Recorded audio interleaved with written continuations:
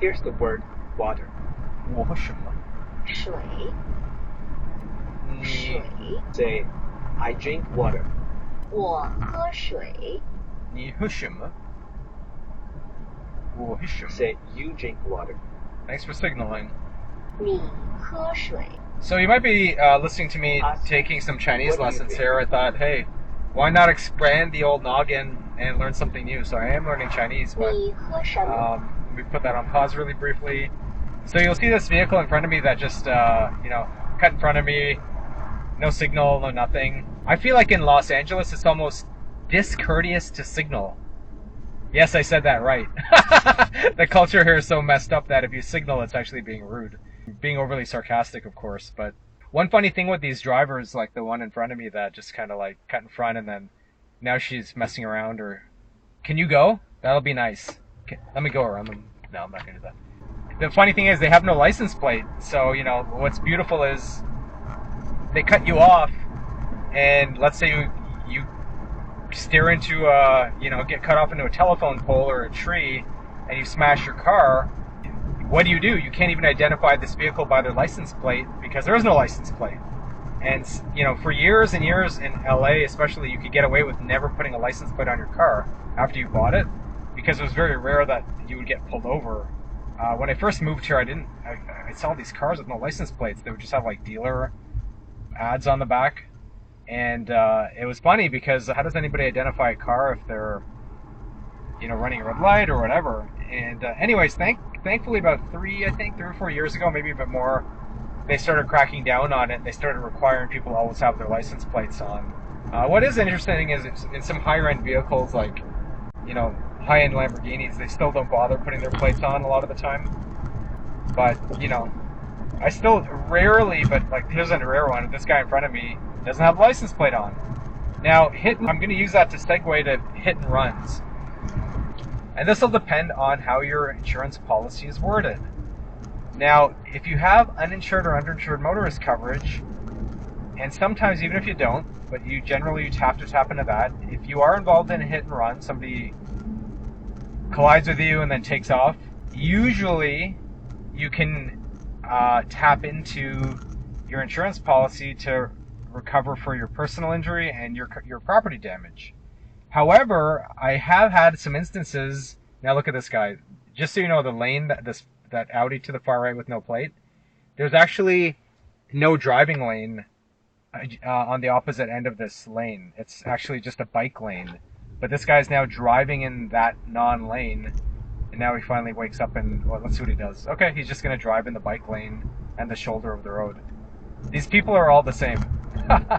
Anyways, so interestingly enough, I've had a few cases, we've had quite a few hit and run cases, but how they are approached by your own insurance company has differed and varied dramatically from case to case and insurance policy to insurance policy. I'll give you an example of one case where I had a client that was sideswiped at an an off-ramp to a freeway.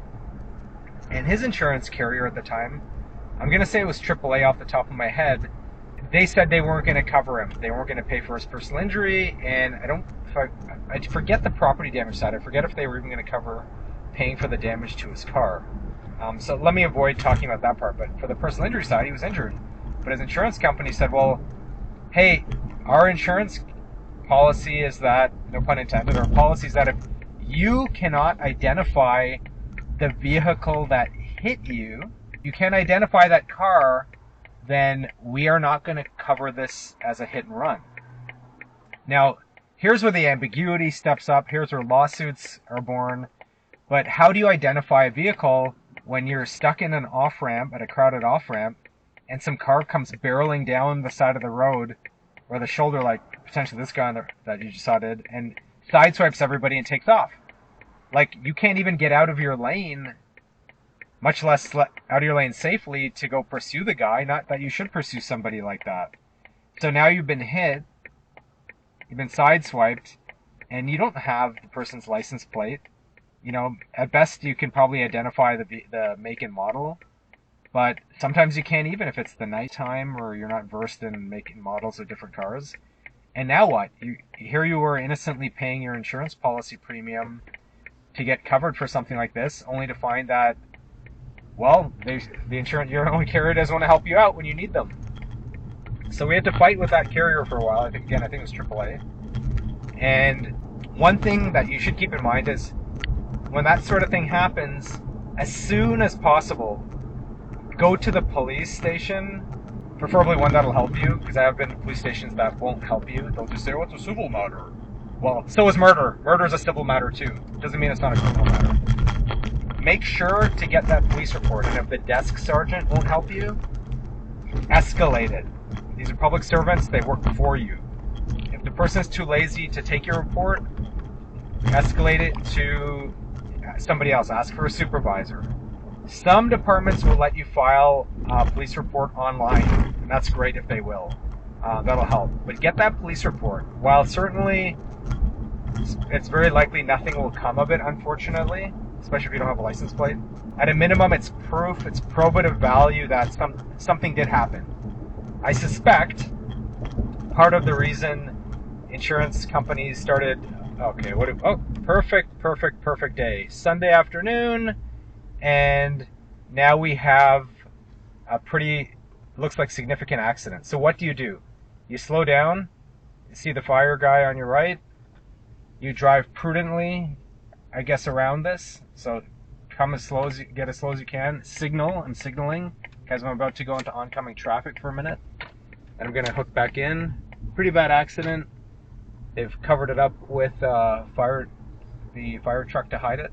So shitty Sunday, but not surprisingly, within a minute of getting into the Woodland Hills area, boom! And this isn't even a busy area, but you just see what happens all the time, right? So back to what I was saying about hit and runs.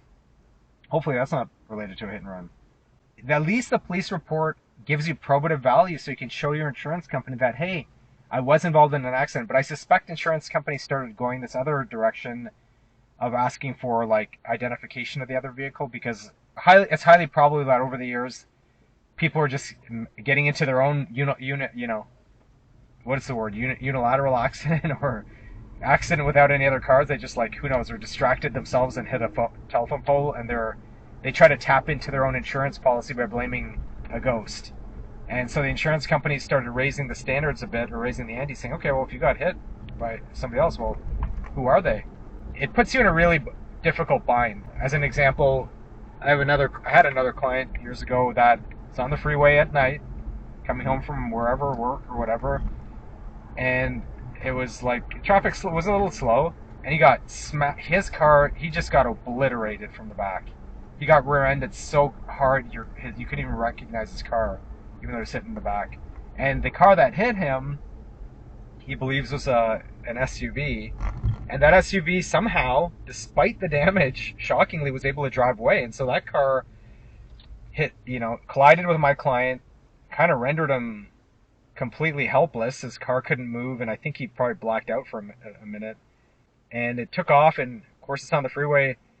There were a witness or two, but nobody could identify the vehicle. That nobody got its license plate.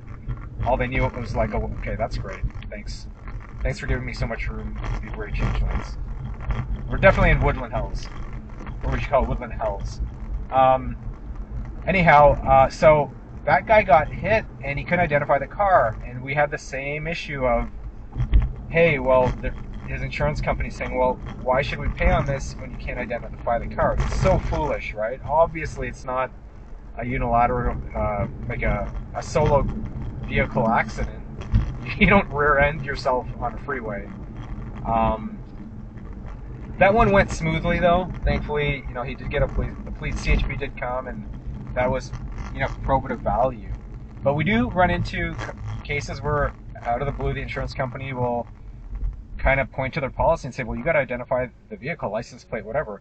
Again, it puts you in literally an impossible situation sometimes, because how on earth are you supposed to gather your wits about you and get the license plate number of somebody that smashes into you and takes off? I mean, you don't have a pen. You're in the fog of war, as I like to call it, when you're hit, especially violently. I'm going to give you another example of a hit and run, and this one's very important for you to know. It's almost like the insurance company's telling you to let a car hit you so that you can tap into your own policy, and it's absurd. But this is why insurance companies, when they say you're in good hands and whatever they say about buying their policies, your money is in good hands because they've taken your money for your policy. Using their services is not necessarily in good hands because their goal is to try to not pay you. So another case I had is, imagine me driving straight right now, which I am, and to my left you see kind of like a parking lot where the little strip mall is. Well, imagine, take this white Jeep, for example. Imagine I'm driving straight and this white Jeep pulls out in front of me to join my traffic. And in doing so, completely almost hits me, so I have to swerve to the right. And in doing so, I hit, let's say, that tree or that pole. Well, that is what happened in the case I had. And the other vehicle, here's the beautiful part, that other vehicle actually never made contact with my client. And it's kind of interesting because you'd think, okay, well, and the guy actually did stop. And you could just see from the marks on the ground and everything that somebody had come barreling out of the driveway from a strip mall and was either drunk or didn't see what was going, wasn't paying attention, and had obviously like tried to join traffic and cut my client off, who literally drove into a wall to avoid the accident. Believe it or not, the guy that caused the accident goes home, not surprisingly, and lies about it. Welcome to the San Fernando Valley. Pretty obvious accident from the photographs. Well, guess what my client's own insurance company says? Well, there's no proof that this guy caused the accident because there's no point, we don't see any damage to the driver's side of your car where he would have impacted you. And even though our client wasn't physically hit by that other car and was trying to do the prudent thing and avoid the accident, meaning the contact with the other vehicle, his insurance company punished him for that. And so did the other one, basically saying, well, since nobody's car impacted one another, we're not going to take anybody's side, which is absolutely foolish because nobody's driving straight and then violently veers off to the right and smashes into a wall unless somebody is about to hit them. Stupidest thing I'd ever seen. And so his own insurance company basically penalized him for not having any impact, for not having let the other car impact him, which blew my mind. It was almost basically the insurance company saying, hey, next time somebody's about to cut you off, make sure they make contact with your car. Don't avoid the accident. It's so stupid.